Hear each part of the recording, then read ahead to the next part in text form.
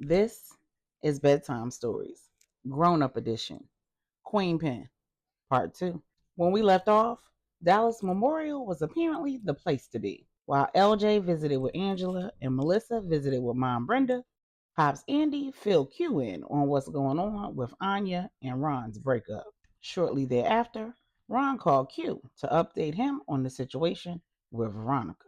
Ron asked Q, "How much do you know about the situation with Veronica and Travis?" Q said, "Quite a bit. If you recall, I got shot as a result of that whole situation." Ron said, Right. Well, I'll fill you in on the rest of the details in person, but as of right now, Veronica's bail is $250,000. Pops Andy, overhearing the call, says, "Call Donovan and tell him to go get that girl out." As the Queen Mother and Melissa return to the family waiting room, they overhear Q on the phone with Donovan. Q says, "Listen, bro, we got a situation. Veronica's been arrested for that whole thing with Travis." Donovan cuts him off and says, "Well, you need to call her pops or her new man, because I ain't got nothing to do with none of that." Q says, "Come on, Donovan. That's the mother of your daughter." Donovan says, "Oh, I know. And she made it real clear to me today that she don't want nothing to do with me. So she need to call somebody else." Q said, "She's not calling you. I'm calling you. Pops told me to call you. So let me get this straight. You really gonna let your baby mother sit in the slammer?" Donovan said, "Yep. I'm sure she got 25K she can come up with. She could have somebody else bring it down there and bail her out." Then the Queen Mother butted in and said, "Young man, now we're not going to do this. You are not leaving the mother of your child in prison. Not when all you got to do is come up with $25,000. Donovan said, "I ain't got it, Ma. See, the way my checking and my savings is set up." Stephanie, overhearing the conversation, said, "Donovan is stupid." Pops Andy said, "Don't even worry yourself, honey. I'll handle it."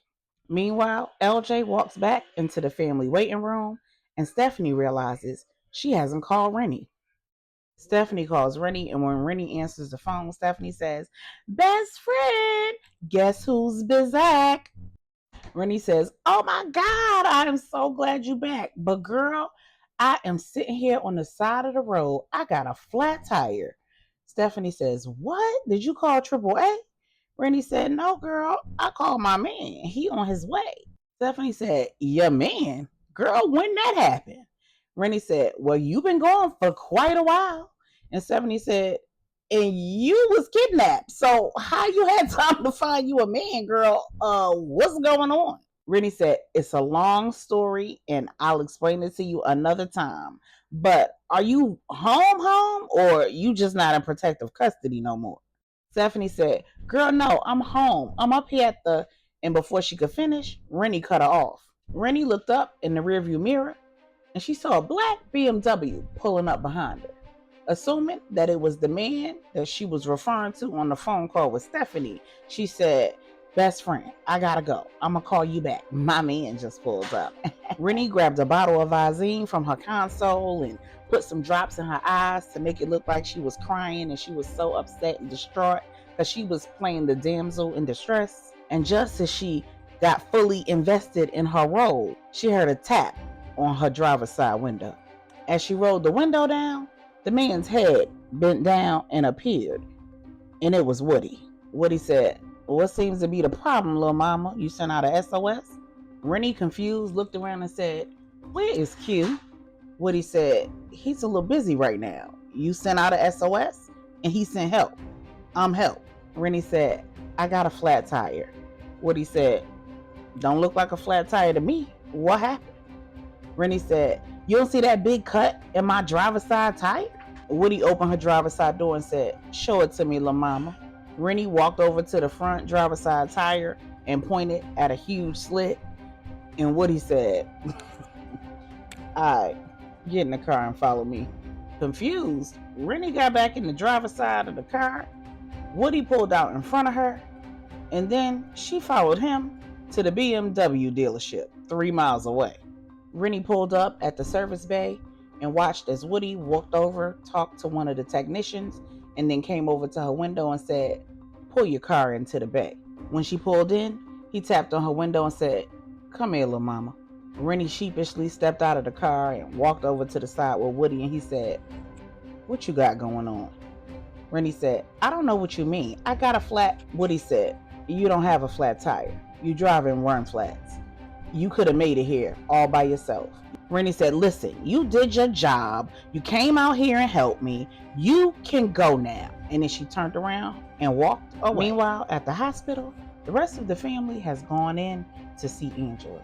But LJ's updating Q and the Queen Mother on Regina's condition.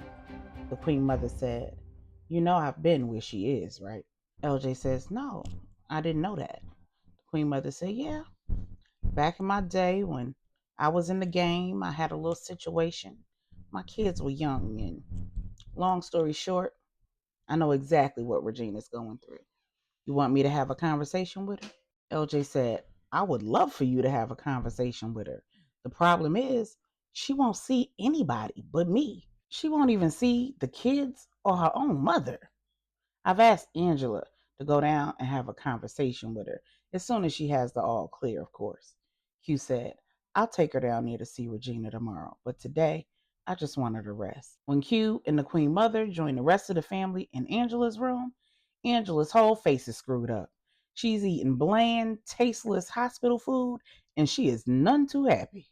She looks at the Queen Mother and says, "My dear, can you please make me some Trini stewed chicken with lentils?" The Queen Mother says, "I have to make some adjustments to make it low sodium, but I absolutely will make you some." Q asks, "You got a taste for anything else, love?" Angela says, "You know what? I got a taste for movie theater popcorn." And the entire room erupts in laughter. Anya signs, "I think that might have a little too much sodium in it for you." Angela says, "All I even need is a handful, and that will certainly satiate my craving." Anya says, "Well, I'll see what I can do tomorrow when I come back. But right now, I need to head to the house and see if I can't put that room in order." Earlier that day, Q had arranged to have everybody's stuff packed up and all of their personal items moved over to Angela and Stephanie's estate. Pops Andy and the Queen Mother are moving into the lower east wing of the estate. Anya's moving into the upper east wing. LJ and Regina and the children are moving back into the guest house. And Mom Joyce and Rennie are moving into the mother-in-law suite. Plans are already underway to replace everything that was in Angela and Q's house and all of their belongings. Pastor Corey, Stephanie, Donovan, and Miss Bernie are all handling their own move. So Pops Andy, the Queen Mother, and Anya head to the estate to start putting things in order. And Q told Angela, "Babe, I'm gonna head over to the house and get some clothes for us, some personal items, and some creature comforts to make the next few days in this hospital as comfortable as possible." Then Corey looked at Stephanie and said, "Let's go to our house and start packing up our stuff. Our movers are coming tomorrow." Reluctantly, Stephanie agreed, but she knew Corey was going to have some choice words for her as soon as they got in the car. After Q dropped the kids off with the Queen Mother and Pops Andy and gathered the things that he'd gone to the house to collect, he called Donovan and asked him to pick up the food from the Queen Mother and bring it over to the hospital for Angela. Donovan agreed, and as Q was heading back to the hospital, he got a phone call from Woody. Woody said, "You need to have a conversation with your little sis because she's not seeing you as a big brother no more." Q said, "What you mean?" Woody said, "I told you she was becoming way too codependent, calling you for every little thing and manufacturing emergencies, but this time she took things way too far. That girl flattened her own tire, or she tried to. She had no clue that she was driving on run flats. So she stabbed a tire to make it look like somebody else did it so that you would think she was in danger and come to her rescue. You're going to have to talk to her or have LJ talk to her. When I tried to talk to her, she shut me down." Q said, "Wow. So you sure she flattened her own?" "Man, I'm telling you," Woody said. "That girl flattened her own tire. I literally watched her put Visine drops in her eyes to make it look like she had been crying." Q asked, "Where's she at now, man?" Woody said, "I left her at the BMW dealership getting a new tire." Q headed to the BMW dealership, and when he pulled up, he saw Rennie sitting on a bench. She perked up when his car pulled up, hopped up off the bench and made a beeline for his driver's side. Q rolled the window down and said, "Get in." When Rennie got in the passenger seat, she said, "Why did you send Woody over here instead of coming to help me yourself?" Q said, "When people need help, they usually don't care who shows up."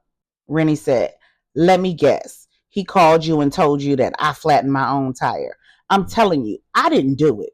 Q said, "You know we're not new to this, right?" Rennie got quiet and Q said, "Talk to me, little sis. What's going on with you?" Rennie said, "I am not your sister." Q said, "Well, I am and will always only be your brother. Now, I don't know what you got going on, but maybe you should have a conversation with a professional." Rennie said, "Oh, so now you think I'm crazy?" Q said, "No, I think you've been through a lot. And I can understand that because I was there for you and I've been there for you. And I was the one who rescued you when you were kidnapped. And your brother wasn't there because he's dealing with cancer and chemo. That you could have an inappropriate attachment to me. That's not going to work." Rennie said, "You haven't had any complaints about any attachment that I've had to you over these last few months." Q said, "I figured that you would work through whatever this is. But if you flattening your own tires and calling me to help you, you're clearly not working through it." Rennie said, "I don't understand why it seems like things have changed." Q said, "If anything has changed, it's that my stress level is way down. My wife and my children are home." Rennie said, "So you mean to tell me that Angela and the children aren't dead?"